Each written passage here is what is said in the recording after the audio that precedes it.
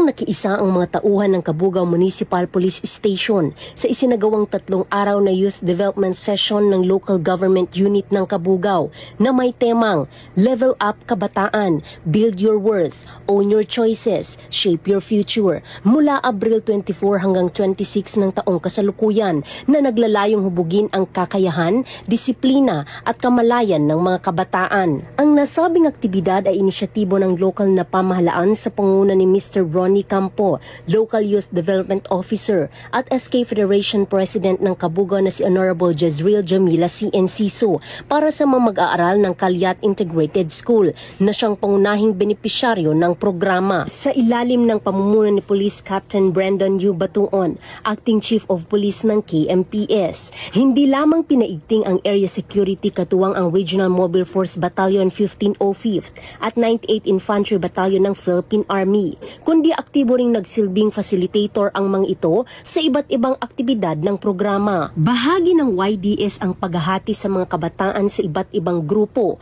kung saan bawat grupo ay may nakatalagang guardian na binubuo ng isang miyembro mula sa PNP o AFP na nagsilbing gabay at tagapayo ng makalahok sa buong duration ng aktibidad. Nagsilbing resource speaker ang mga tauhan ng KMPS sa pagtalakay ng crime prevention at kampanya laban sa iligal na droga na naglalayong mapalawak ang kaalaman ng mga kabataan at mahikayat silang maging responsable at mapanagutang mamamayan. Dumalo rin sa programa si Vice Governor Honorable Kyle Maria Chelsea Bulot Kunan na nagbigay suporta at inspirasyon sa mga kabataan. Samantala, namahagi rin ng mga linen shopping bag mula sa tanggapan ng Vice-Gobernador ng Apayao bilang karagdagang suporta sa mga kalahok. Patuloy ang Apayao PNP sa ilalim ng pamumuno ni Police Colonel Rigel B. Santa Maria, Provincial Director ng Apayao Police Provincial Office, sa pagsusulong ng mga programang nagpapatibay ng ugnayan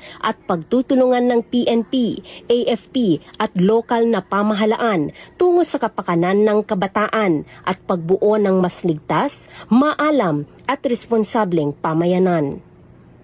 Mula dito sa Cabugao, Apayao Cordillera, ito ang inyong Police News Network Correspondent, Patrolwoman Lixen Reyes A. Saweran, alagad ng batas, tagataguyod ng Balitang Pulis.